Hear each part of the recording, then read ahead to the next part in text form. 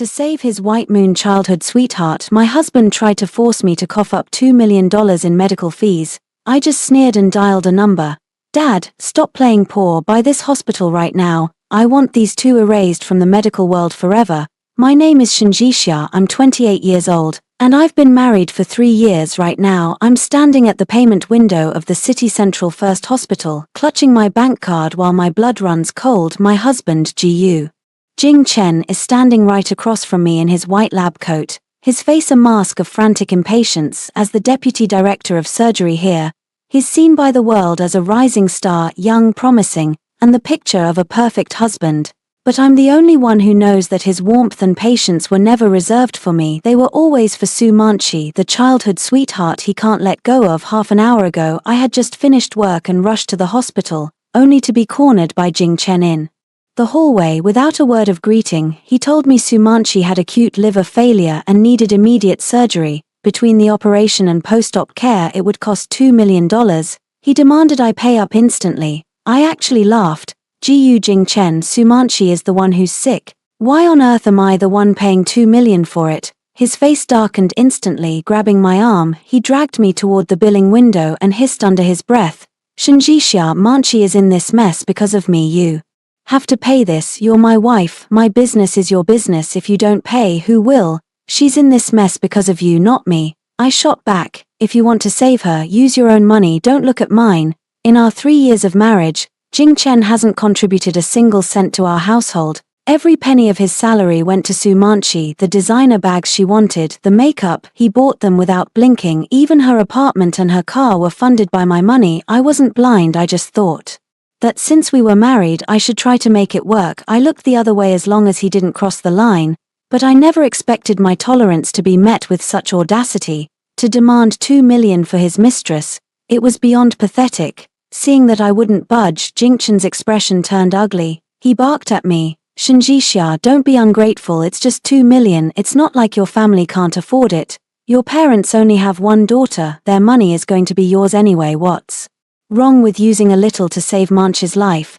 Just then my mother-in-law Wang Shulian stomped over from the wards. The moment she saw me she started pointing fingers. Jishia, what is wrong with you? Jing Chen told you Manchi is waiting for life-saving money.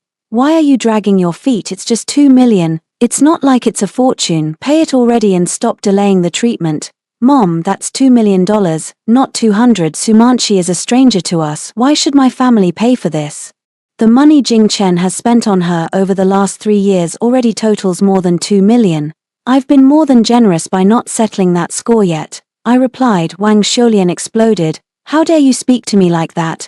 Manchi is the sister Jing Chen grew up with. How can we ignore her when she's in trouble? You married into the GU family, so you belong to the GU family. If you don't produce the money today, don't bother calling me mother-in-law and don't ever think about stepping foot in our house again. Jing Chen chimed in. My mother is right, you're paying today or we're getting a divorce. Watching them tag team me made me feel a mix of hilarity and absolute heartbreak. 3 years ago, I insisted on marrying Jing Chen against my parents' wishes. My parents built their empire on medical groups. More than half of the private hospitals in the country belong to the Shun family. Even this very hospital was something my father intended to acquire. Tired of the cutthroat nature of high society, I wanted a simple, steady life. I hid my background and made a pact with my parents to pretend I was from an ordinary family when I married him. For 3 years, I never asked him for a dime. I bought our house and car in full before the wedding, covered every expense, and even used my connections to help him get promoted. I thought sincerity would be met with sincerity. Instead, I got betrayal and extortion. I looked at Jing Chen and asked coldly, "You're divorcing me for Su Manchi?" He didn't hesitate. "Yes, if you don't give me the $2 million, we divorce immediately. Manchi's life is more important than anything." "Exactly," Wang Shulian added. "Let's see you get divorced. Jing Chen is so talented, he can find any woman he wants. If it weren't for you pestering him, he would have been with Manchi long ago." Seeing their self-righteous faces, the last shred of hope I had for this marriage vanished. I laughed until tears almost pricked my eyes. I stared them down and said, "Fine, perfect, you want $2 million, you want a hospital today, I'm going to show you exactly who you've offended." I pulled out my phone and dialed a number I had never used in front of them. It picked up quickly and my father's familiar, cheerful voice came through. My darling daughter, why the sudden call? Did that GU kid bully you again? I looked at the bewildered faces of Jing Chen and Wang Shoulian and sneered into the phone. Dad, stop playing poor by the City Central First Hospital now, right this second. Also, I want GU. Jing Chen and Su Manchi completely erased from the medical community. I want them banned from the industry for life. The line went silent for a second before my father's voice dropped an octave. What, they dared to bully my daughter? Don't you worry, sweetheart, I'll have the acquisition finalized within 10 minutes. Those two nobodies are going to pay dearly. I hung up and let a cold smile play on my lips. They thought my family was too poor to have 2 million. They thought I was a pushover. Today I was going to show them the meaning of true power and true regret. Jiu Jing Chen and Wang Shoulian froze for a few seconds before bursting into fits of laughter, as if they had just heard the joke of the century. Wang Shoulian clutched her stomach, doubled over. Shen Jixia, have you lost your mind? By this hospital? Do you have any idea what it's worth? Billions. You think this is a grocery store and erasing Jingchen and Manchi? You've clearly gone crazy from being poor. Jingchen's panic had been replaced by pure disdain. I never knew you were such a liar on top of being a cheapskate. Your parents are just retired factory workers. They probably don't even have 50,000 in the bank. Buy a hospital. Stop embarrassing yourself. He stepped closer, his voice dropping to a snarl. I don't have time for your fantasies. Manchi is waiting for surgery. Either you pay the 2 million right now or we head to the Civil Affairs Bureau for a divorce. You'll leave with nothing but the clothes on your back. I didn't argue, I just leaned against the wall and waited. Seeing my silence, Wang Shoulian assumed I was scared. She lunged forward to shove me. You little brat, what are you standing there for? Go pay. Do I have to get physical to make you listen? Before her hand could touch me, it was caught by a bodyguard. My father had insisted I take protection when I left the house today. I'd had them wait downstairs, only calling them up after the phone call. Wang Shoulian shrieked. Who are you? Let go of me. This is family business. Get lost. Jing Chen frowned, shouting at the guards. Let go of my mother or I'm calling the police. They are my bodyguards, I said evenly. If you lay a finger on me, they won't be gentle. Jing Chen blinked, looking me up and down. He couldn't wrap his head around how a girl from a normal family had personal security. Suddenly, his phone started ringing off the hook. He glanced at the caller ID and his face went pale. He answered with a shaky, respectful tone. Director, why are you calling? As he listened, the color drained from his face. Until he looked like a ghost, his hand started trembling. Impossible, that can't be right. Director, are you sure there isn't a mistake? Wang Shoulian huddled close. Jing Chen, what is it? What did he say? Jing Chen ignored her. He hung up and collapsed against the wall, his eyes wide with terror as he looked at me. Everything you said on the phone, it was real. Your father actually bought the hospital. Why wouldn't it be? I asked. Did you think I was a pathetic liar like you? Just then the hospital director rushed down the hall with a group of senior executives and a security detail. The surrounding doctors and nurses stopped to stare, whispering among themselves. Director Li Jiongguo walked straight to me. He dropped his usual stern demeanor, replacing it with a bow and a deeply respectful smile. Miss Shen, it is an honor. I am Li Jiongguo. Chairman Shen has just signed the acquisition papers. From this moment on, you are the majority shareholder and the head of this hospital. The lobby erupted. Everyone turned to stare at me in shock. Jing Chen and Wang Shoulian stood frozen like they'd been struck by lightning, their mouths hanging open. No way, Wang Shoulian stammered. She's just a nobody. How could she own the hospital? Director, you have the wrong person. Director Li shot her a freezing look. Watch your tongue. Miss Shen's father is the chairman of the Shen Medical Group, the top medical conglomerate in the country. This hospital is a small fish compared to the Shen Empire. We are lucky to have her. He turned his gaze to a trembling Jiu Jing Chen, his voice turning sharp and loud. Jiu Jing Chen, the nerve of you, to offend Miss Shen and try to embezzle hospital funds, disguised as medical fees, for your mistress. You are finished. Jing Chen's knees buckled, he nearly hit the floor. Director, I didn't know, I truly didn't know who she was. I'm sorry, I'm so sorry. You're sorry now, Director Li sneered. Too late. As of this moment, your employment is terminated. All your duties are suspended and your rights to prescribe or perform surgery are revoked. Furthermore, we will be auditing every single one of your actions during your tenure and reporting you to the Health Commission to have your medical license permanently revoked. It was like a death sentence. Jing Chen had spent his life obsessing over his status as a doctor. He had schemed and worked countless nights to become deputy director. Now, with one sentence, his entire world was reduced to ash. Ji Jing-chen collapsed to his knees with a heavy thud and crawled toward me, his face a messy blur of snot and tears. He grabbed the hem of my pants, wailing, "Jixia, no, Miss Shen, I was wrong, I was truly wrong. I was possessed, I'm a beast, please have mercy and forgive me just this once. I'll never contact Sumanchi again. I'll spend the rest of my life making it up to you, please don't ruin my career." Wang Xiulian snapped out of her shock and followed suit. Dropping to the floor, she began knocking her head against the tiles repeatedly. "Miss Shen, dear daughter-in-law, I was blind. I looked down on you like a fool. I shouldn't have cursed at you, I shouldn't have pressured you. Please spare us, have mercy on Jing Chen." Watching them grovel like cornered animals, I felt nothing but a bone-deep chill. When they were cornering me for $2 million and threatening me with divorce just moments ago, why didn't they think this day would come? I yanked my leg away from Jingchen's grasp. "Now you know you're wrong, it's too late. When you told me Sumanchi's life was more important than anything and demanded a divorce, why didn't you think to beg then?" I paused and turned to Director Li. "Director Li, Sumanchi is a nurse at your hospital, isn't she? She's had multiple safety violations and medical errors in the past that Ji Jing-chen helped cover up. I suggest you investigate those thoroughly and handle them according to the law."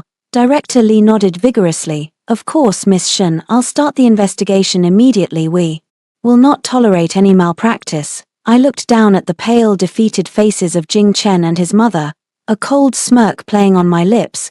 "This is just the beginning. Everything you owe me, I'm going to collect piece by piece. You wanted to save Sumanchi so badly. I'd love to see how you save her without your titles and the hospital's protection." I turned to my bodyguards. "Let's go." Under the awestruck gazes of the staff, I walked out of the hospital, leaving behind a broken Ji Jing-chen and a hysterical Wang Xiulian. I had just stepped out of the hospital and into my car when Jing-chen chased after me like a madman. He pounded on the window, screaming, "Jixia, don't go, let me explain. I really know I was wrong, just give me one more chance please." "Drive," I said coldly to the chauffeur. The driver nodded and stepped on the gas. The car glided away, leaving Jing Chen behind. I watched him run after the car until he tripped and tumbled onto the pavement. I didn't feel a shred of pity when I arrived home. I was stunned. This penthouse was a premarital asset I had paid for in full. Only my name was on the deed. For 3 years Jing Chen and his mother had lived here comfortably, treating it like their own kingdom.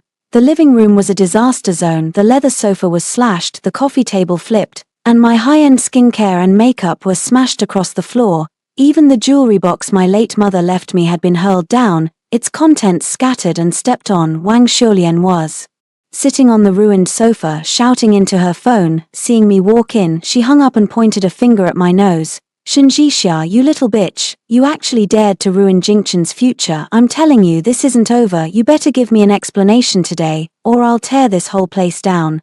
The sight of the wreckage and her sheer audacity sent my blood boiling. "Wang Xiulian," I said, my voice icy, "this house belongs to me. You will pay for every single thing you broke. Furthermore, since this is my house, I'm asking you to get the hell out now." She threw her head back and laughed.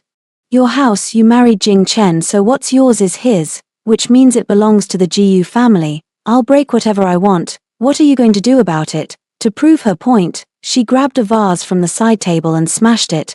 My heart skipped a beat. That was an antique my father gave me for my birthday. It was worth over $1 million. I didn't scream. I pulled out my phone, recorded the damage and dialed 911.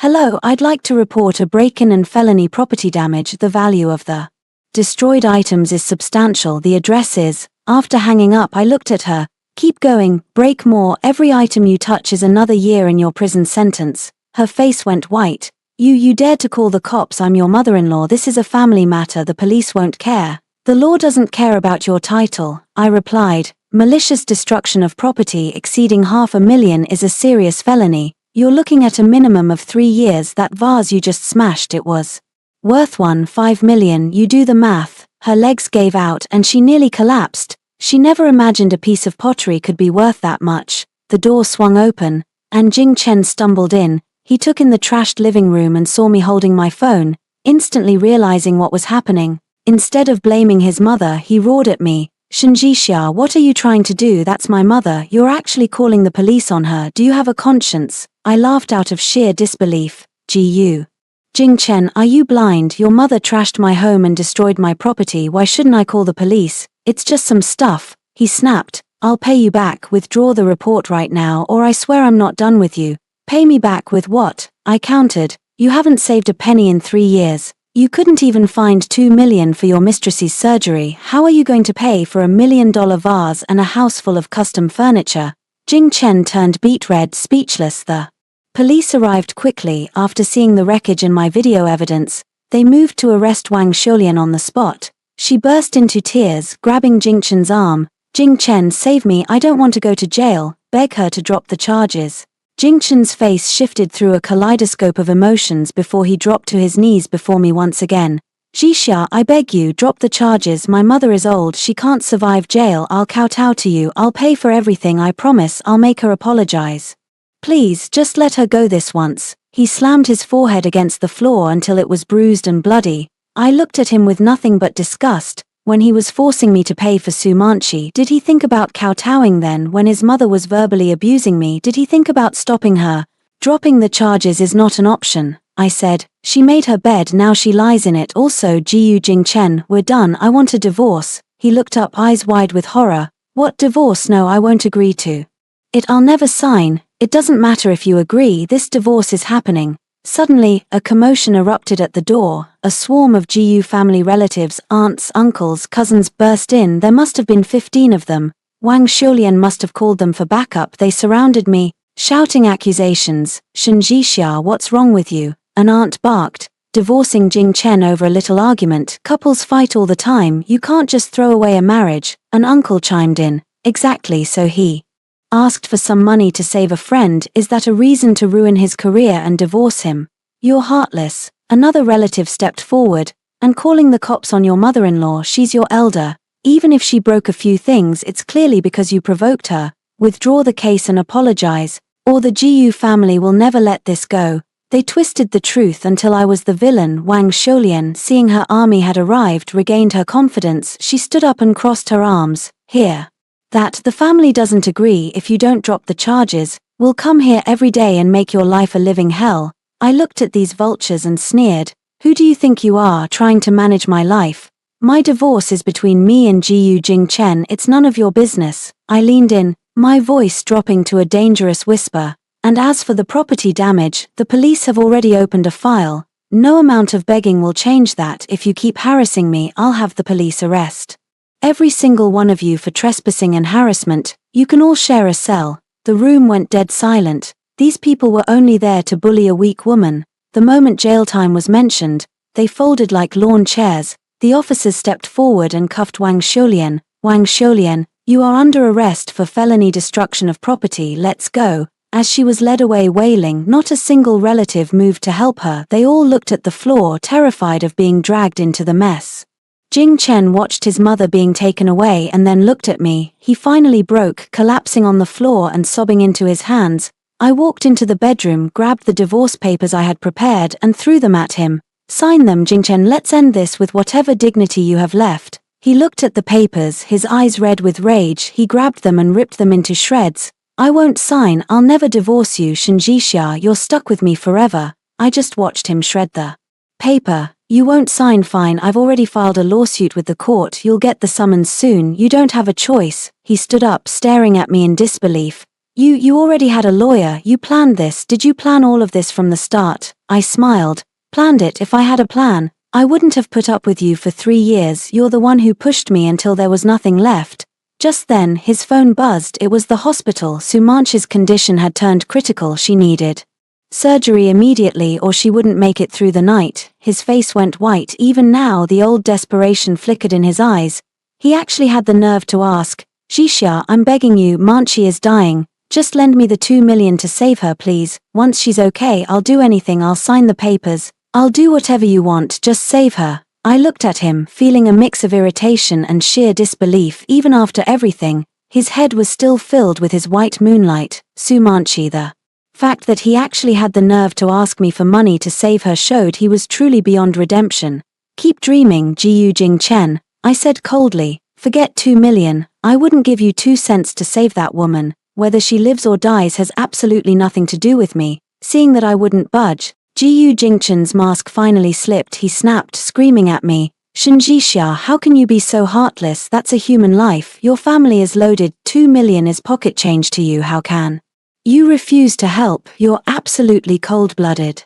I'm heartless, I shot back. Where was this concern for heartlessness when you two were hounding me for money? Sumanch's life matters, but my feelings don't. I don't care what happens to her. If you're so capable, find a way to save her yourself. Stop bothering me. Trembling with rage and seeing I was completely unmoved, Ji Jingchen shot me a venomous look before storming out of the house, likely heading to the hospital to see her. Once he left, the Ji family relatives slinked away. They were only there to stir the pot anyway. Once they saw my firm stance and heard me mention the police, they didn't dare stay a second longer. Finally, the house was quiet. Looking at the mess they'd left behind, I pulled out my phone and called my lawyer. Mr. Zhong, are the divorce papers ready? Everything is ready, Ms. Shen. We can file with the court first thing tomorrow morning. Also, regarding the records I checked of Ji Jingchen's transfers to Sumanchi over the past 3 years, selling the house at that price was insanity. Armed with the evidence, I called the police again to report Wang Xiulian for forging documents and attempting to fraudulently sell my property.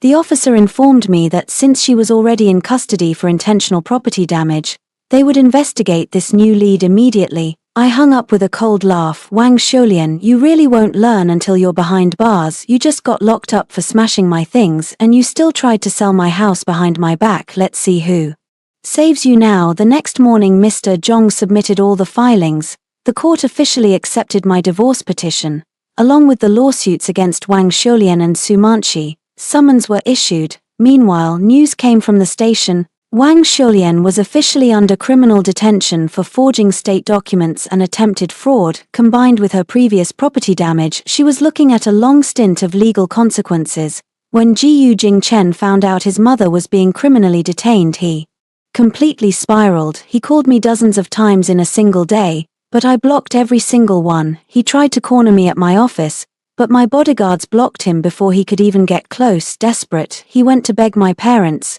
Even kneeling at the entrance of my father's company, he was promptly kicked out by security without ever seeing my father's face. With nowhere left to turn, Ji Jingchen pinned all his hopes on Sumanchi. He scrambled to borrow money for her surgery, but he had already bled his friends and relatives dry for her sake in the past. Now that he was unemployed, his reputation was trashed and his mother was in jail. Who would lend him a dime? He did a full lap of his social circle and came up empty-handed. Sumanchi's surgery was delayed, and her condition grew critical. Just then, a bombshell hit the news. Following my lead, Director Li had conducted a thorough internal audit of Sumanchi's conduct at the hospital. They discovered that 2 years ago her negligence led to a medication error that left a patient in a vegetative state. Ji Jingchen had used his authority to suppress the incident and falsify medical records to cover it up. The revelation caused a citywide scandal. The Health Commission intervened immediately, revoking Sumanchi's nursing license and launching criminal proceedings against both her and Ji Jingchen. Their careers in medicine were over. They were pariahs facing imminent prison time. I was reading files in my office when I heard the news. I gave a faint, indifferent smile. It was exactly what they deserved. You reap what you sow. However, I didn't expect them to be so desperate as to try one last dirty trick, using the media to smear my name and force me to settle.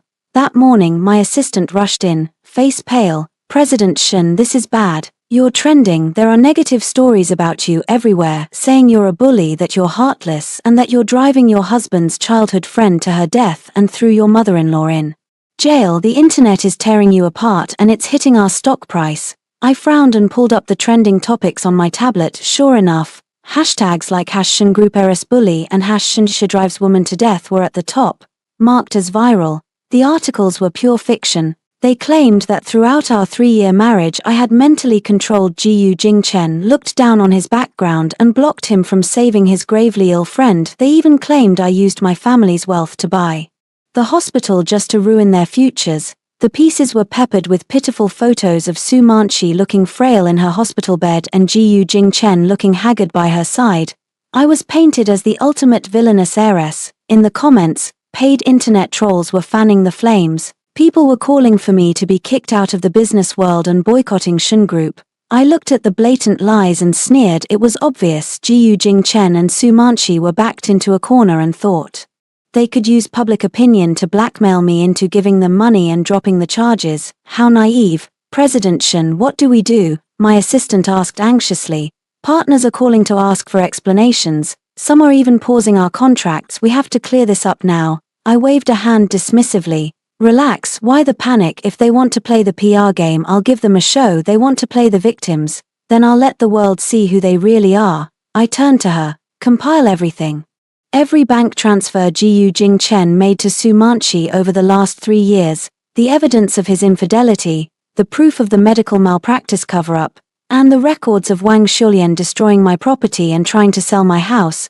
Make it into a clear, long-form graphic and post it on our official account. I paused, then added, also release the audio of Jiu Jingchen threatening me for 2 million in the hospital, and the recording of Wang Shulian's verbal abuse. Contact the major media outlets and give them the full chain of evidence. I want the whole world to see the truth. My assistant's eyes lit up. Understood, President Shen, I'm on it. As she hurried out, I stared at the smear campaign on my screen. Jiu Jingchen, Su Manchi, you want to play dirty? You're out of your league. If you think playing the victim and twisting the truth will break me, you're sadly mistaken. Before long, the Shen Group's official account released the clarification. The evidence was undeniable, a complete, chronological chain of facts. Major media outlets picked it up instantly, and the truth spread like wildfire. Once the public saw the full picture, the internet exploded. The tide turned 180 degrees. The same people who were bashing me moments ago were now roasting Jiu Jingchen and Su Manchi. Oh my god, so that's what happened. Jiu Jingchen is disgusting, cheating on his wife, spending her money to keep a mistress, and then demanding 2 million for the mistress's treatment. He's the king of gold diggers, exactly, and Su Manchi is no saint either. Not only is she a homewrecker, but she turned a patient into a vegetable and covered it up. That's criminal. How does she have the gall to act like a victim? I feel so bad for President Shen. 3 years of supporting a husband and his mistress, only to be smeared by them. If I were her, I would have been even more ruthless. Go get 'em. President Shen. The smear pieces were buried under a mountain of backlash. The paid trolls vanished. The trending topics shifted to #Jiu Jingchen Ultimate Gold Digger and #Su Manchi Get Out of Medicine. Partners who had called to question me were now calling to apologize and asking to deepen our cooperation. Our stock price didn't just recover, it soared. Instead of ruining me, they had exposed their own rot to the entire world.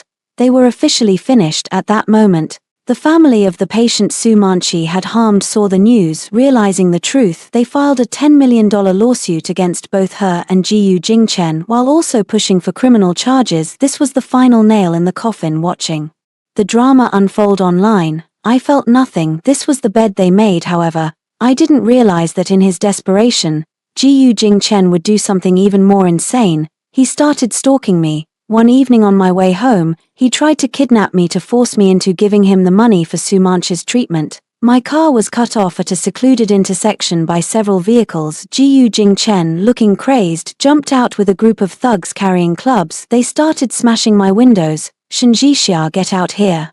Jiu Jingchen screamed, his eyes bloodshot. "If you don't give me the 2 million and drop the lawsuits today, I'm taking you down with me." I sat inside, watching his breakdown. I wasn't afraid, I just found it pathetic. I had anticipated he might lash out like a cornered dog, so I had a team of bodyguards following in the car behind me. Before he could get through the glass, my security team swarmed. A dozen professional bodyguards jumped out and tackled Jiu Jingchen and his hired thugs to the ground in seconds. Pinned to the pavement, Jiu Jingchen continued to thrash and curse. "Shenjixia, you bitch, I'll never let you go." I pushed the door open and stepped out. Looking down at him, I said coldly, "Jiu Jingchen, you really are a lost cause. Kidnapping, let's see who saves you this time."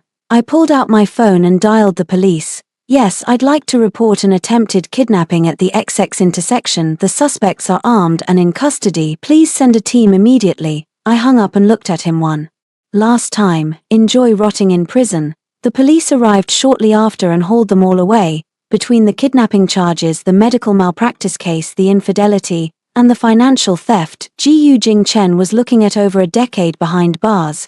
As for Su Manchi, when she heard the news, her last shred of hope vanished. She was moved to the ICU in critical condition. Even if she survived, she would be facing the full force of the law. Her life was over with Jiyu Jingchen, and Su Manchi finally dealt with. I could finally breathe. Professional translation continued. This miserable 3-year marriage was finally coming to an end, and those who had wronged me were finally getting what they deserved, or so I thought. Just when I believed it was all over, Jiyu Jingchen's relatives crawled out of the woodwork. They swarmed my parents' house, causing a massive scene in a desperate attempt to force me to drop the charges against Jiyu Jingchen and Wang Xiulian. I was in the middle of a board meeting when my mother called. Her voice was trembling, bordering on tears. Xixia, you need to come home right now. A whole crowd of the Jiyu family relatives is blocking our front door. They're wailing and carrying on, demanding we let Jingchen and his mother go. They're refusing to leave until we agree. Your father is absolutely livid. His blood pressure is through the roof. Fury surged through me. I slammed my hand on the conference table, bringing the meeting to a dead halt. The executives stared at me, paralyzed by the sudden tension. Mom, don't panic, I said into the phone. Don't open the door for them. I'm coming right now, and I'm bringing backup. I hung up and turned to my head of security. Get the team, we're moving. He nodded and immediately began coordinating the men. I turned back to the stunned executives. Meeting adjourned, we'll resume when I return. I marched out of the room, followed by a dozen bodyguards. We piled into the cars and sped toward my parents' villa. The estate was tucked away on a mountainside with top-tier security. It was usually a fortress of peace. The fact that the Jiyu clan had the audacity to harass my parents there meant they were truly asking for trouble. As my car pulled up, I saw the chaos. About a dozen people were gathered outside the main gates, a collection of Jiyu Jingchen's aunts, uncles, and cousins, along with a few elderly patriarchs I didn't recognize. They were pounding on the gates and screaming for my parents to come out. Leading the charge was Jiyu Jingchen's second uncle, Jiyu Jianjun. He was holding a megaphone, shouting toward the house, Chairman Shen, Mrs. Shen, come out and face us. Your daughter has destroyed the Jiyu family. You owe us an explanation. If you don't come out, we'll stay here every day and make your lives a living hell. Behind him, the others chimed in like a pack of wolves. That's right, give us an explanation. Release Jingchen and Xiulian or we aren't moving. A few older women were literally sitting on the ground, slapping their thighs and wailing about their bitter fate and how the Jiyu family was being victimized.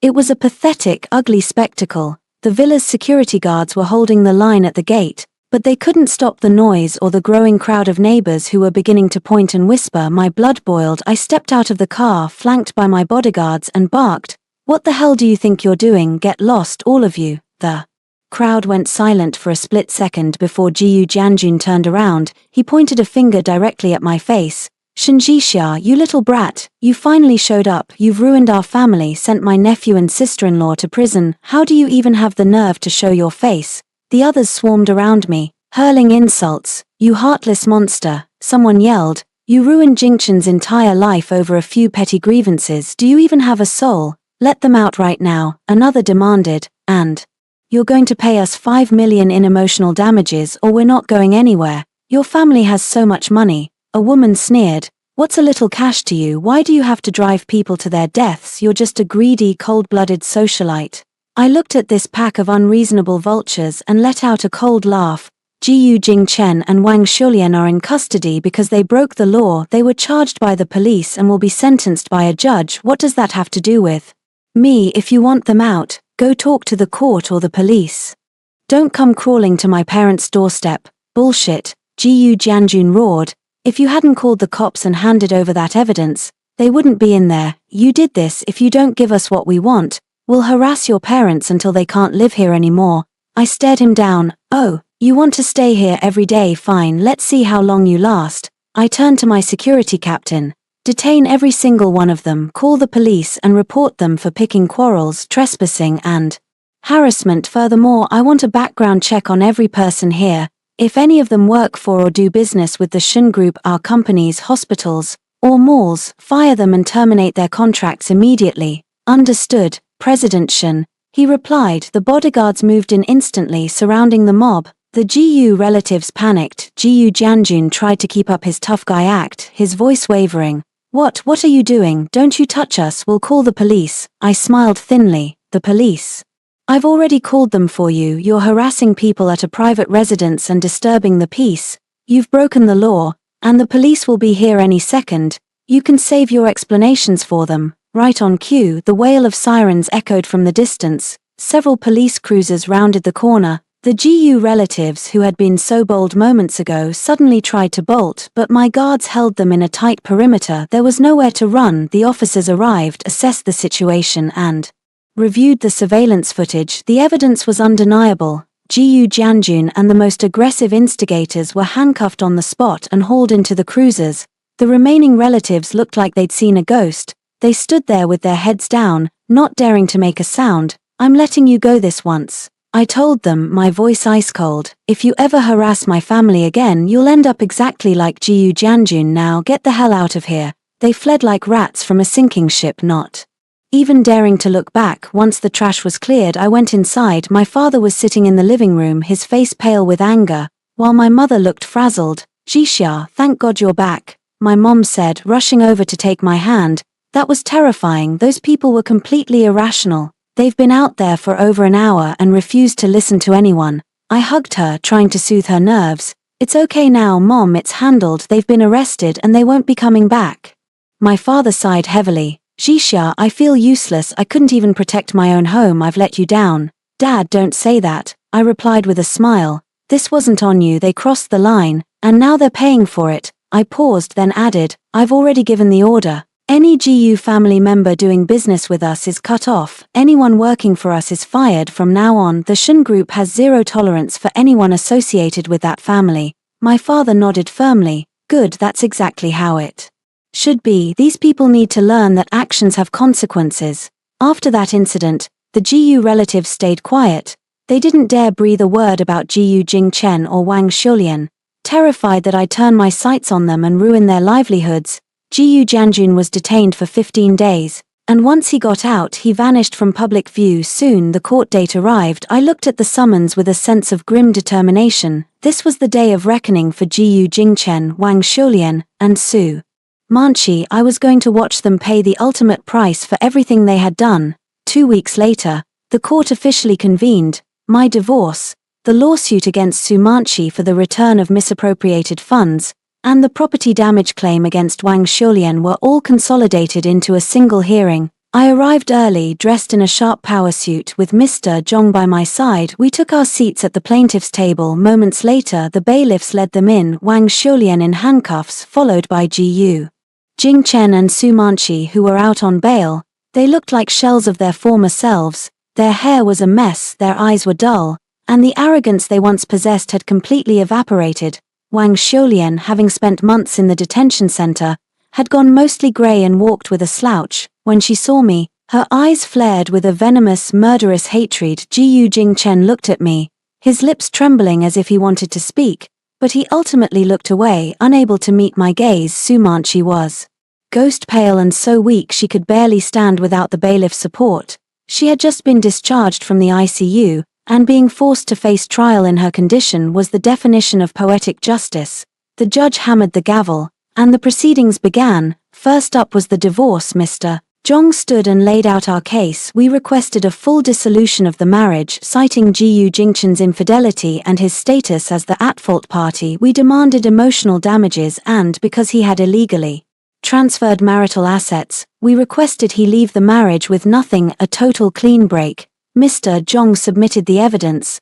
The 186 million in bank transfers to Su Manchi over 3 years, hotel records, intimate photos, chat logs, and the recordings of him hounding me for money. It was an airtight, undeniable paper trail. The judge looked over the documents and turned to GU Jingchen. "Defendant, do you have any objections to the evidence presented?" GU Jingchen looked up at me, his eyes brimming with a pathetic sort of regret. "Your Honor, I object. My marriage to Shen Jixia isn't over. I don't want a divorce. I was just confused. I made a mistake and I'll never do it again. I want to make things right with her. Please don't grant the divorce." I felt a surge of pure disgust. When he was trying to force me into a divorce for the sake of his white moonlight, he hadn't given a damn about our marriage. Now that he was a sinking ship, he wanted to cling to me. Too late. Mr. Zhong stood up immediately.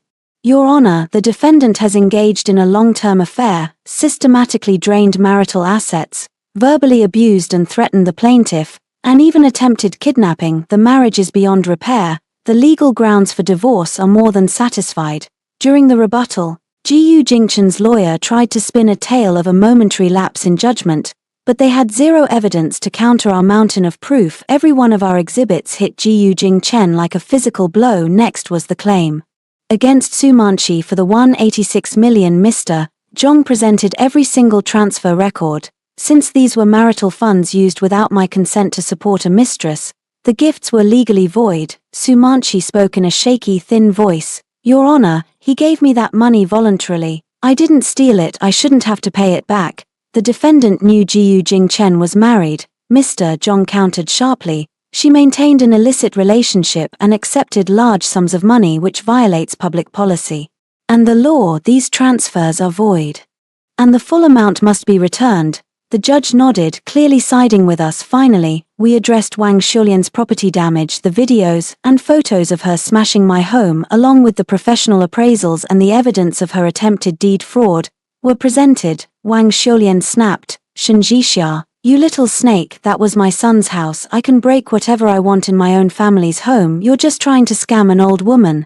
The judge slammed the gavel down. Defendant, maintain order in this courtroom. One more outburst and you will be removed.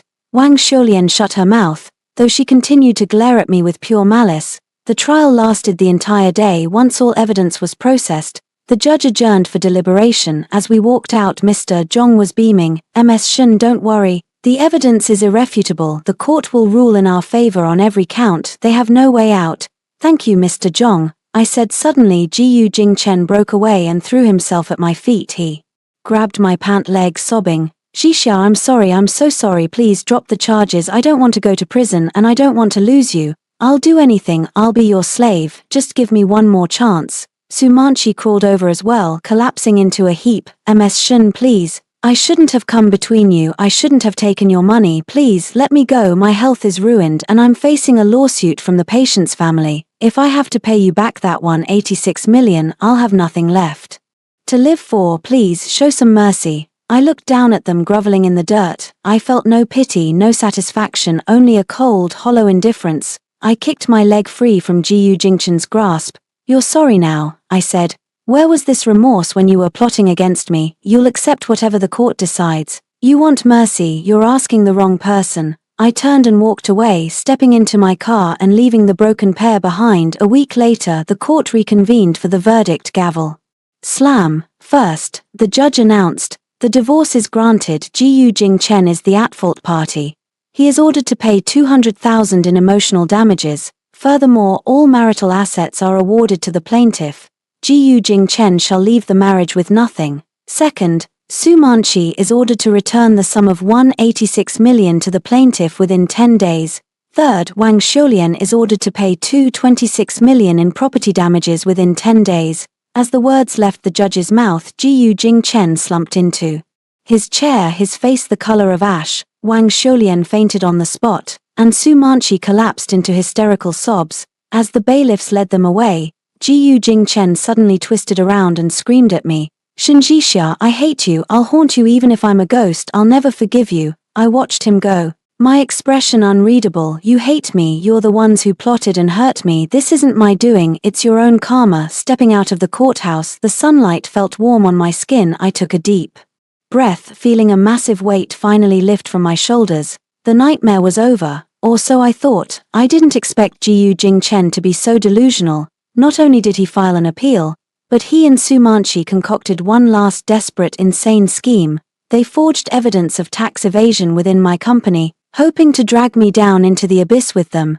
Ji Jingchen refused to accept the first instance verdict and filed an appeal with the Intermediate People's Court. At the same time, he and Su Manqi began their final act of desperation. They knew the chances of the verdict being overturned were near zero, so they figured if they were going down, they'd drag me into the abyss with them. They forged evidence claiming the Shen Group was guilty of tax evasion, creating fake contracts and financial statements. They didn't just report me to the tax bureau, they leaked these falsified documents to major media outlets, hoping to tarnish my reputation, collapse my company, and leave me in ruins. I had just arrived at the office that morning when Mr. Zhong rushed in, his face grim. President Shen, we have a problem. Jiyu Jing Chen and Su Manchi have forged tax evasion evidence against us. The tax bureau's audit team is already on their way. Meanwhile, the fake evidence is spreading like wildfire online. It's a PR nightmare. I frowned, then let out a cold sneer. Jiyu Jing Chen had truly lost his mind to take me down. He dared to forge government documents and frame me for tax evasion. He was digging his own grave. What's there to panic about? I asked Mr. Zhong. Our accounts are crystal clear and fully compliant. We've never evaded a cent in taxes. A straight tree fears no crooked shadow. If the tax bureau wants to audit us, we'll cooperate fully. I paused, my voice hardening. Furthermore, by forging official documents and financial records to frame us, Jiyu Jing Chen and Su Manchi have committed a serious criminal offense. Compile our evidence and report this to the police immediately. File a lawsuit for malicious frame-up and defamation. I want them held criminally liable and sued for every penny of reputational damage.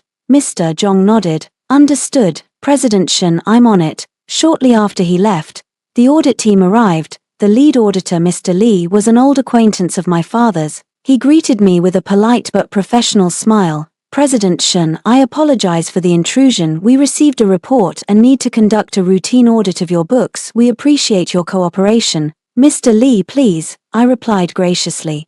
Cooperating with tax authorities is our duty. All our records are in the finance department. I've already had them prepared for your review.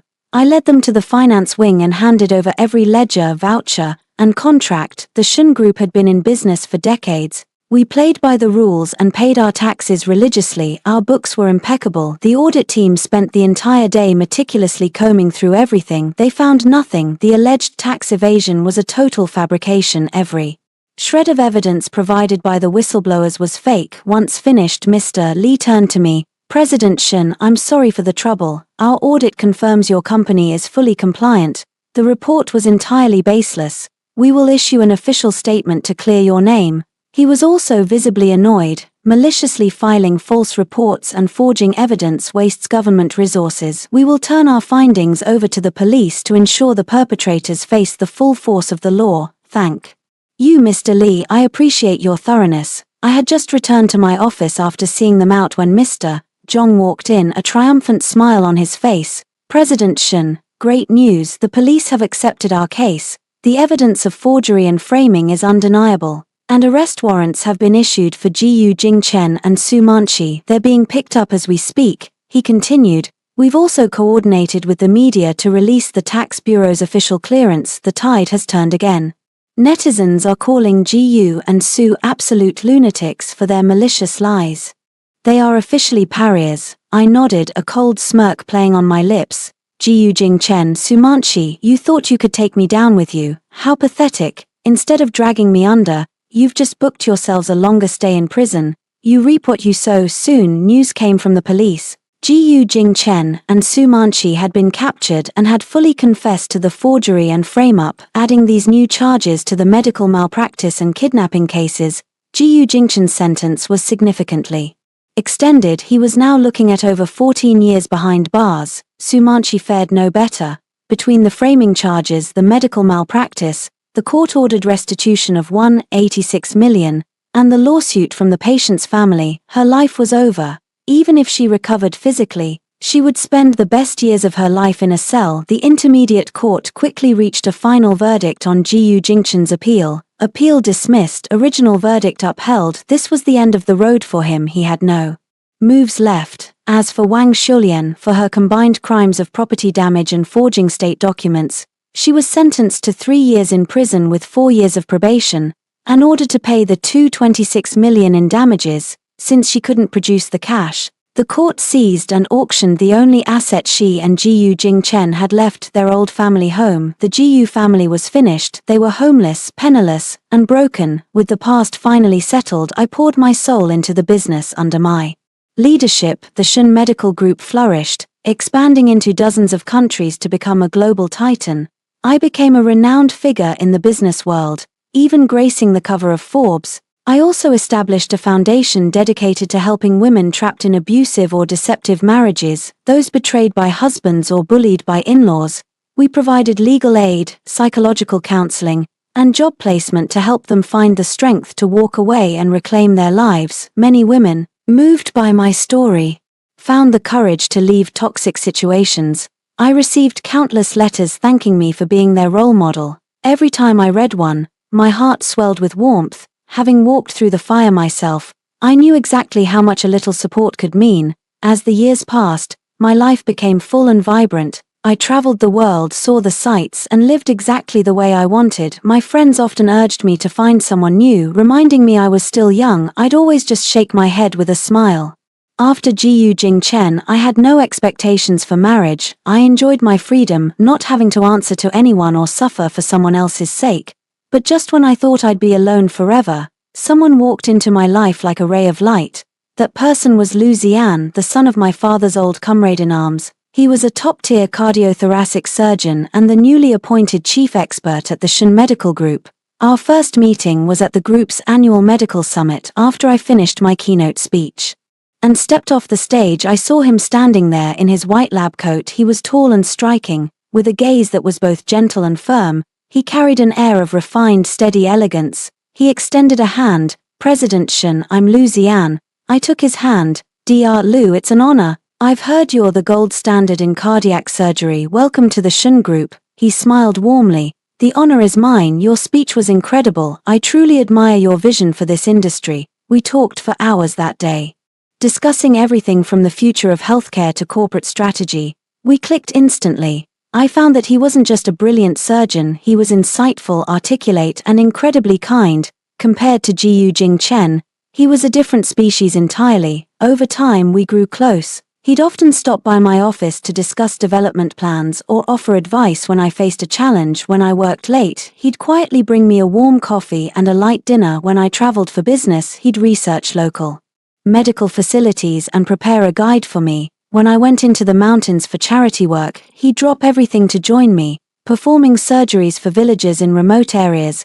With him I felt safe. I didn't have to wear a mask or keep my guard up. I could just be myself. I knew he had feelings for me, and I felt a spark too, but the trauma of my first marriage made me hesitate. I was afraid to trust again. Lu Zian saw my hesitation, but he never pushed. He just stayed by my side, using his sincerity and warmth to melt the ice around my heart. Once, while leading a team of volunteers in a remote mountain range, we were caught in a landslide. While saving a child, my leg was crushed by a falling rock. We were trapped, and the signal was dead. It was pouring rain, pitch black, and I couldn't move. My team was frantic. Just as I was losing hope, Lu Zian appeared. He had led a rescue team through the storm, trekking over 2 mountains to find us. When he saw my injury, his eyes were a mix of heartbreak and sheer determination. Without a word, he knelt in the mud to treat my wound, then hoisted me onto his back. He carried me out of those mountains, step by grueling step, through the lashing rain. Leaning against his back, listening to his steady heartbeat and feeling his warmth, I started to cry. Aside from my parents, no one had ever protected me with such reckless abandon. In that moment, the shadows Jiyu Jing Chen had left behind seemed to finally fade away, smoothed over by Lu Zian's tenderness. While I recovered in the hospital, he never left my side. He washed my face, fed me, told jokes to make me laugh, and took care of my every need. When my parents visited and saw how he treated me, they were overjoyed. They pulled me aside and told me he was a good man with a heart of gold, urging me not to let him slip away. After I was discharged, I finally opened my heart. We became a couple. With Lu Zian, I learned what real love looks like. He respected my career and admired my strength. He never looked down on me because I was a woman. Instead, he treated me as an equal partner, supporting every decision I made. He remembered my every like and dislike. He was a shoulder to lean on when I was tired and the first person to step up when I was in trouble. He never asked me to sacrifice my dreams. Instead, he worked alongside me to grow the foundation and help more people. With him, I didn't have to shrink myself or play small. I could shine as bright as I wanted, knowing I was truly loved, respected, and seen. My parents and friends were thrilled to see me so happy. They said I had finally found the one. But our happiness was interrupted when Jiyu Jing Chen found out about us from prison. Driven by spite, he used his connections to post defamatory stories online. He claimed I had been having an affair with Lu Zian during our marriage, that I had framed him to be with my lover, and that Lu and I had falsified the evidence against him. The posts went viral. Many people who didn't know the truth began attacking my social media accounts, some even showed up at the company and the foundation to cause trouble. Lu Ziyan was furious and wanted to call the police immediately. I stopped him, looking at the screen with cold eyes. Jiyu Jingchen, you're behind bars and you're still trying to ruin my life. You really don't learn. If you want to play one last game, I whispered, I'll make sure you never see the light of day again. I didn't panic. I calmly gathered every shred of evidence. Although the posts were anonymous, the IP addresses traced back to an internet cafe near the prison and the phrasing was classic Jiyu Jingchen. It was obvious he had bribed someone to post them. I handed everything to Mr. Zhong and the police. The investigation was swift. They tracked down the person who posted the lies. It was Jiyu Jingchen's distant cousin. He confessed that Jiyu had paid him from prison to smear me. The police also discovered that Jiyu had bribed a prison guard to maintain contact with the outside world. Jiyu Jingchen was slapped with additional charges for defamation and bribery. He was sentenced to an additional 2 years. His cousin was also jailed for defamation, and the corrupt guard was fired and prosecuted. The posts were scrubbed from the internet, and the platforms issued public apologies. The netizens who had attacked me turned their fury back on Jiyu Jingchen once they realized they'd been played. The incident only served to make me more popular. People admired my resilience and the way I handled the situation. Jiyu Jingchen was now looking at 14 years total. By the time he gets out, he'll be nearly 60. His life is effectively over. He tried one last desperate appeal, claiming he was framed, but the court threw it out for lack of evidence. He's done. With Jiyu Jingchen finally silenced, Lu Ziyan and I returned to our peaceful life. On my 30th birthday, he proposed. He rented out an entire beachfront restaurant, filling it with roses and candlelight. He dropped to one knee, holding a custom diamond ring. Jixia, I know you've been hurt. I know you're afraid of marriage. I will never pressure you, but I want you to know that I will spend the rest of my life loving, protecting, and respecting you. You will never have to face a hardship alone again. Will you marry me? Tears of joy streamed down my face as I nodded. Yes, I will. He slid the ring onto my finger and pulled me into a tight embrace, whispering thank you over and over again. Our wedding was intimate and beautiful, attended only by close friends and family. My father walked me down the aisle and placed my hand in Lu Ziyan's. Ziyan, I'm giving you my most precious treasure. Take care of her. If you ever let her down, you'll have to answer to me. Lu Ziyan looked him in the eye. Dad, I promise I'll love and protect her with everything I have. Looking at the man beside me and my smiling parents in the front row, I finally felt complete. I had found someone who could walk beside me as an equal, a love built on mutual respect and shared strength. Since we married, our lives have been filled with love and support. We've never even had a real argument. Together, we've taken the Shun Medical Group to even greater heights, becoming one of the most influential power couples in the global business world.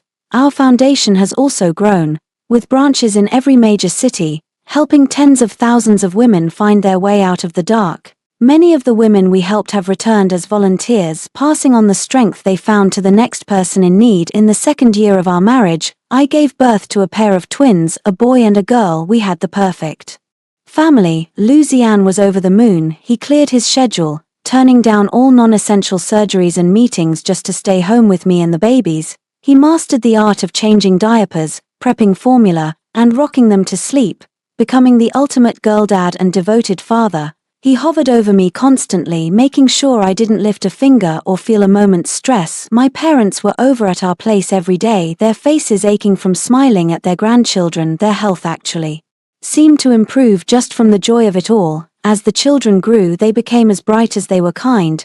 My son took after Ziyan, steady, handsome, and a natural at medicine from a young age. He'd tell anyone who listened that he wanted to be a doctor just like Daddy, saving lives. My daughter was my mini-me, gentle, compassionate, and obsessed with charity. She followed me to the foundation constantly, eager to help those in need. Our home was a sanctuary of laughter and warmth. People often asked if I regretted hiding my identity and marrying Jiyu Jingchen in the first place. Considering the humiliation and trauma I endured, I always gave them the same smile and the same answer, not for a second. Without that nightmare, I never would have seen the true depths of human greed and malice. I wouldn't have understood that a good marriage isn't about self-sacrifice or endless endurance. It's about mutual respect, shared strength, and two people running toward each other. That experience forged me into the powerful, independent woman I am today. It was a bad dream, yes, But waking up from it led me to a future brighter than I ever imagined. But just when I thought our peace was permanent, Wang Xiulian crawled back into our lives for one final desperate act of evil. Because she was on probation, she had remained out of prison. Instead of reflecting on her crimes, she let her resentment fester, blaming me for everything. She teamed up with the disgruntled Jiyu Jianjun, whom I had fired, and planned a strike at my Achilles' heel. My children. One afternoon, my nanny took the twins to the park inside our gated community. Not long after, she called me, her voice hysterical and choked with sobs. President Shen, something terrible happened. The young master and young lady, they were snatched. The world tilted on its axis. My blood turned to ice and the glass in my hand shattered against the floor. What do you mean? I roared into the phone. Explain yourself. How could they be taken? We were just playing. Two men rushed us and knocked me down. They grabbed the children and bolted. There was an old woman directing them. It looked just like that Wang Xiulian. Wang Xiulian. I gritted my teeth so hard I thought they might crack.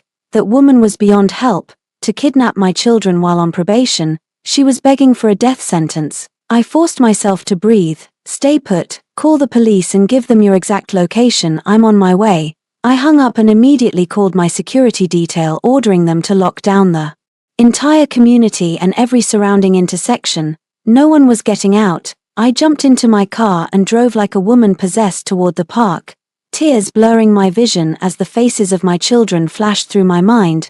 They were my red line. Anyone who touched my children would find out exactly how ruthless I could be. By the time I reached the park, the police were already reviewing the security footage. My bodyguards were conducting a house-to-house search. The nanny was collapsed on the ground, shaking. President Shen.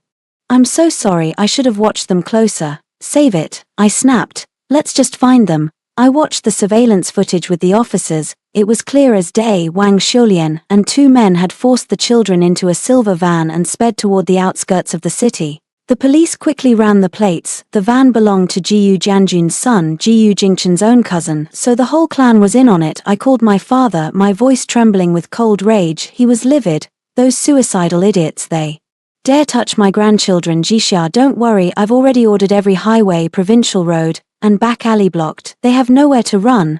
I will bring those babies home safe. A glimmer of hope returned. Shortly after, the police located the van at an abandoned factory outside the city. Wang Xiulian, Jiyu Jianjun, and their hired muscle were all inside. Most importantly, the children were there too, unharmed for now. We raced to the site. The factory was surrounded by tactical units from inside. Wang Xiulian's screeching voice echoed through the rusted walls. Shen Jixia, I know you're out there. If you come any closer, I'll end these kids. I have nothing left to lose. I'll take them to hell with me. My heart hammered against my ribs. Wang Xiulian, let them go. This is between us. Don't you dare hurt those children. You want them? Fine, come in alone, no cops, or I'll throttle them right now. Lu Zian arrived then, still in his surgical scrubs, his face pale with worry. He gripped my hand. Jixia.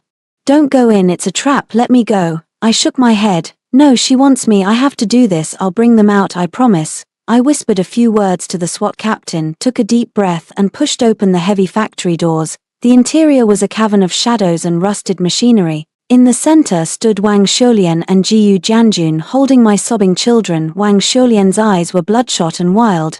You finally showed up, you ruined us, you destroyed my son's life and turned me into a ghost today. I'm going to make you feel what it's like to lose everything. Wang Xiulian, I said, my voice steady despite the terror inside me. You did this to yourself. Let the children go and I might show you a shred of mercy, otherwise, you aren't leaving this building alive. Jiyu Jianjun pressed a knife to my son's throat. Shut up. Call the court right now. Drop the charges against Jing Chen and Xiulian. Get us 5 million in cash and a getaway car, or I'll gut this boy right here. My son screamed for me. Mommy, help. It felt like a blade was twisting in my own heart, but I kept my face like stone. Fine, I'll do it. I'll get the money and the car. Just put the knife down. They're just children. They're innocent. You think we're stupid? Wang Xiulian sneered. We keep the kids until we're safe. Now make the call. At that exact moment, several tactical ropes dropped from the skylights. SWAT officers descended like shadows, neutralizing Jiyu Jianjun and the thugs before they could blink. The children were snatched away in a heartbeat. Before Wang Xiulian could even process what was happening, she was tackled to the floor and pinned. I sprinted forward, gathering my children into my arms. They clung to me, buried their faces in my neck and sobbed. I held them tight, my own tears finally falling freely. Wang Shoulian thrashed on the ground, screaming obscenities. Shen Zhixia, I'll kill you, I'll haunt you forever. I looked down at her with pure, unadulterated coldness. You won't get the chance, kidnapping. While on probation, armed threats, you're going to die in a cage. The police hauled them away. Wang Shoulian's probation was revoked, and for the kidnapping and threats, she was sentenced to life in prison.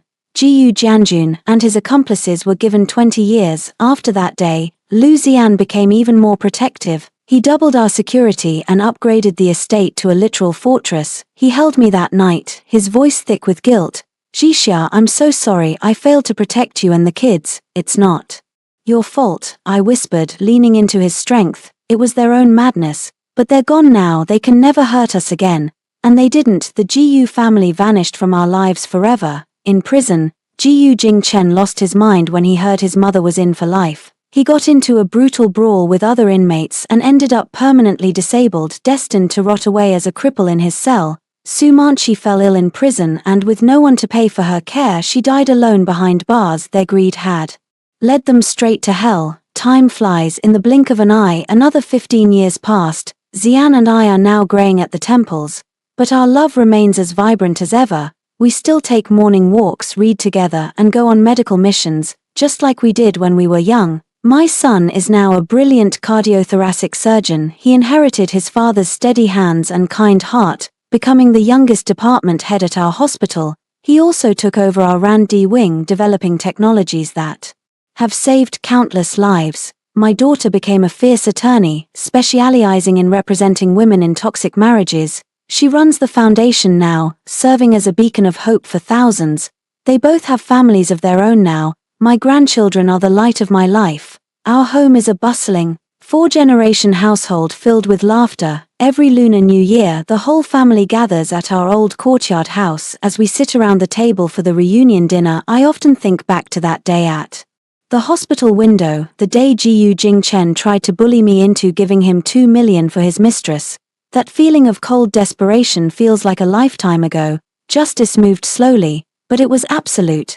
Jiyu Jingchen served nearly 15 years. When he was finally released, he was a broke, disabled man in his 60s with no family and no home. He resorted to begging on the streets. He finally froze to death under a bridge one bitter winter with no one to claim his body. Wang Shoulian and Su Manchi were long gone, having died in prison without an ounce of remorse. They spent their lives plotting to steal my wealth and ruin my future, only to end up with nothing but a cold, lonely death. It was as tragic as it was poetic. On New Year's morning, my grandchildren huddled around me, begging for stories. Grandma, tell us how you beat the bad guys when you were young. My eldest granddaughter chirped, her eyes wide with wonder. I laughed, settled into my rocking chair, and told them everything. I told them about the hospital, about how I called my father and bought the building on the spot. I told them how I used the law as a shield and a sword to make the villains pay. The children listened intently, their little fists clenched in indignation when the bad guys plotted, and cheering when they were sent to jail. Grandma, you're so cool. My granddaughter said, you weren't afraid at all, you're my hero. I patted her head. Listen to me, children, always be kind, never be the bully, but if someone tries to bully you, you must be brave, never let someone walk all over you. And never suffer in silence. Most importantly, never give up on yourself because of someone else's mistake. No matter how hard it gets, keep moving forward. Life will reward you if you don't quit on yourself. They nodded solemnly. We'll remember, Grandma. Lu Ziyan walked over then, taking my hand and smiling. All right, kids, leave Grandma alone for a bit. She's tired. Who wants to go set off fireworks with Grandpa?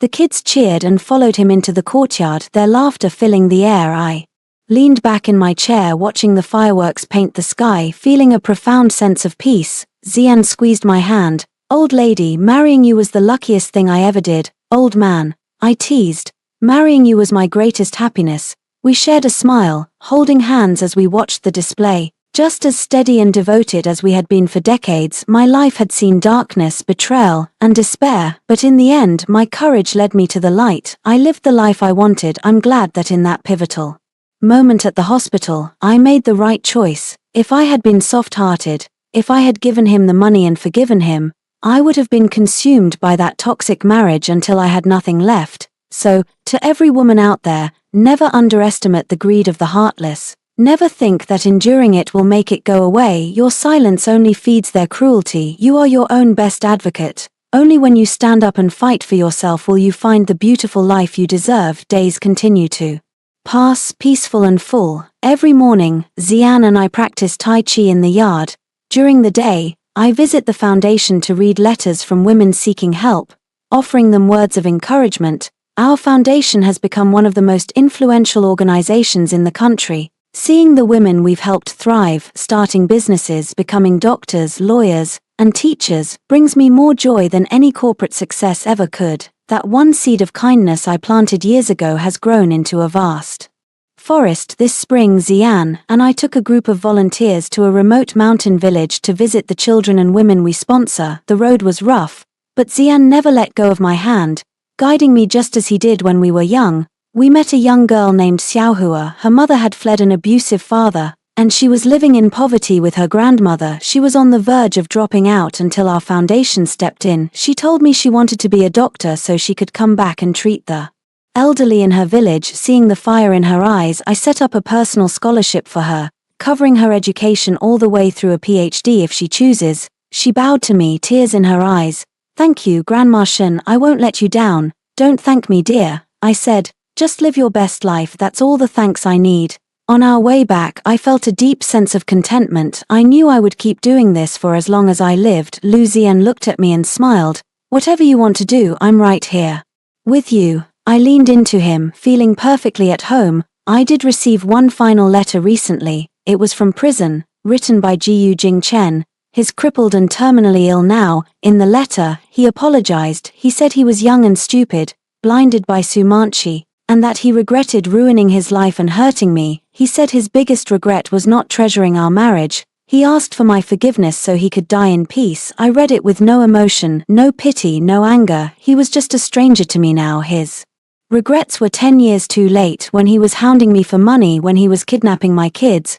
Where was this remorse? There are no do-overs in life. You live with the consequences of your choices. I didn't reply, I just burned the letter. Xian saw the ashes and took my hand. "Don't let ghosts ruin your mood."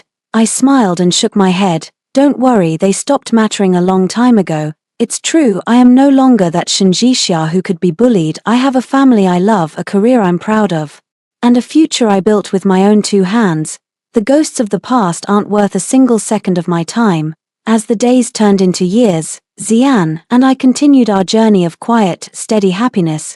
We watched our grandchildren grow and start their own families, and we saw our foundation reach more women than I ever dreamed possible. My life was full, and my heart was at peace. Many people have called my life a legend, but I always tell them the same thing: I am no legend, I am simply a woman who, when faced with betrayal and malice, refused to suffer in silence. I refused to give up on myself. I chose to pick up the sword of the law to protect my dignity and demand justice. Even after walking through the deepest darkness, I chose to keep my heart kind and my spirit fierce. I chose to use my strength to warm the world. Every woman can become the legend of her own life, as long as you are brave, as long as you are steadfast, and as long as you never ever stop loving yourself. Another decade passed in the blink of an eye. I am now in my 80s and Xian is approaching 90. Our bodies are aging, but our spirits remain sharp. Our children constantly urge us to move into the city so they can look after us, but Xian and I prefer our old courtyard house. This place is a sanctuary of memories. It's where we tended our gardens and shared our quietest moments. It's home. The children eventually relented, but they made a pact to visit every weekend. Now, our home is regularly filled with 4 generations. Children, grandchildren, and great-grandchildren. It is a chaotic, beautiful, and blissful life. My granddaughter has taken over the foundation like her mother. She is brave, compassionate, and deeply responsible. She has scaled our operations, ensuring that the seeds of kindness we planted so long ago continue to flourish and help even more people. Xian and I have finally stepped back from all work. Our days are spent in the garden, tending to our flowers, reading, and sharing tea. When the weather is fine, we take slow walks along the river. It is a life of leisure and absolute freedom. In my spare time, I decided to write it all down. I wrote the story of my life, the darkness I endured, the counterstrikes I launched, and the growth I experienced. I wrote about my realizations regarding marriage and life, hoping to encourage other women to be brave, to stand up for themselves, and to live for nobody but themselves. When the book was published, it became an instant bestseller. I received thousands of letters from women saying my story gave them the courage to leave toxic marriages and reclaim their lives. Every letter warmed my soul. Looking back, my greatest pride isn't the wealth I built or the fame I achieved. It's knowing that my journey helped countless women find their way out of the abyss and become the people they were meant to be. One evening, Xian and I sat in our rocking chairs watching the sunset. He held my hand, his grip as tender and steady as it has been for over half a century. He looked at me and smiled. "Old lady, have we really been together for over 50 years?" I nodded with a smile. 54 years actually. Time flies, doesn't it? In a heartbeat we've grown old. It does, he whispered. But every single day with you has been a blessing. Marrying you was the best thing that ever happened to me. I leaned my head on his shoulder. Me too, Xian. Marrying you was my greatest happiness. We shared a smile as the sun dipped below the horizon, painting the sky in shades of warm orange and deep crimson, a reflection of our life together, warm, vibrant, and enduring. That night, the house was filled with family for my 85th birthday. We sang, blew out candles, and laughed until our sides ached. Looking at the sea of happy faces, my children, grandchildren, and great-grandchildren, my heart was overflowing. When it came time to make a wish, I closed my eyes and asked for only one thing: that my family stays safe and healthy, and that every woman in this world be treated with tenderness and find the courage to live life on her own terms. As the candles went out, the room erupted in cheers. Not long after, my book was translated into dozens of languages and published globally. My story traveled far beyond our borders, reaching overseas Chinese women who felt inspired to stand up against injustice in their own lives. On YouTube, my story was turned into audiobooks and went viral. Millions of people left comments saying my story taught them that a woman is not an accessory to a marriage, she is her own person. Many pointed to that one pivotal moment at the hospital, the moment Jiu Jingchen tried to bully me for $2 million, and I didn't flinch. They said that calling my father to buy the hospital was the best decision I ever made. Every time I read those comments, I remember that younger version of myself standing at the hospital window, heart-stricken and cold. If I hadn't made that choice, if I had stayed silent, my life would have been a tragedy. I am so grateful I stayed calm. I am so grateful I chose myself. I want my story to be a warning and a beacon. Never harbor illusions about the greed of others. Never settle for good enough in a toxic relationship. The moment you realize someone is trying to exploit or harm you, cut your losses, stand up, use the law, protect yourself. Do not be afraid. You are not alone. The law and millions of women just like you are standing right behind you. A woman's life is not defined by who she marries, whose wife she is, whose mother she becomes, or whose daughter-in-law she's expected to be. You are yourself first. All other titles come second. You must love yourself before you can be truly loved.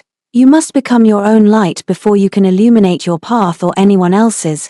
No matter your age, no matter your circumstances, if you want to, you can start over at any moment. You can become whoever you want to be. May every woman be brave enough to be herself. May you never be shackled by marriage, never be defined by others, and never let life dull your spark. Stay kind, stay brave, keep loving this life, and above all, forever be your own light.